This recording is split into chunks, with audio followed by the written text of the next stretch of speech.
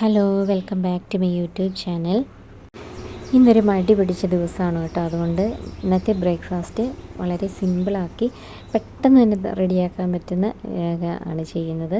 അപ്പോൾ കുറച്ച് കാടമുട്ട ഞാൻ പുഴുങ്ങി തൊലിയൊക്കെ പൊളിച്ച് വെച്ചിട്ടുണ്ട്. പിന്നെ എണ്ണ ജസ്റ്റ് ഒന്ന് ചൂടായി വന്നപ്പോഴത്തേക്കും അതിലേക്ക് മുളക് പൊടി, മഞ്ഞൾപ്പൊടി, അല്പം ഉപ്പൂടെ ചേർത്ത് നന്നായിട്ടൊന്ന് മിക്സ് ചെയ്തു.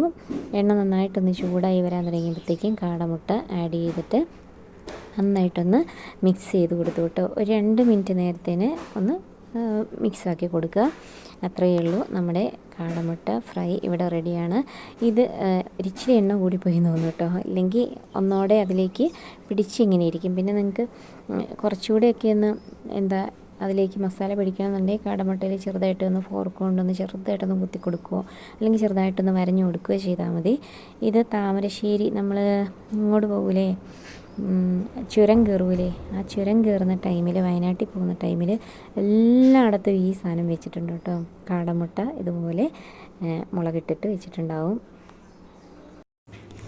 കാടമുട്ട ഇവിടെ റെഡിയാണ്. ഇതിൻ്റെ കൂടെ ഞാൻ ബ്രെഡും ജാമുമാണ് കഴിക്കാൻ പോകുന്നത്. ബ്രെഡും ജാമും ഓൾറെഡി റെഡിയാക്കി വെച്ചിട്ടുണ്ട്. അപ്പോൾ ഞങ്ങളെല്ലാവരും ഭക്ഷണം കഴിക്കട്ടെ കേട്ടോ. ഒരിക്കലെങ്കിലും ഇങ്ങനെ ട്രൈ ചെയ്യാത്തവർ ഒന്ന് ട്രൈ ചെയ്ത് നോക്കണം. പിന്നെ നിങ്ങൾക്ക് മടിയുള്ള ദിവസങ്ങളിൽ നിങ്ങൾ എന്തൊക്കെയാണ് ഭക്ഷണം ഉണ്ടാക്കുന്നത് എന്നൊന്ന് കമൻറ്റ് ചെയ്യണം കേട്ടോ. Okay, bye bye.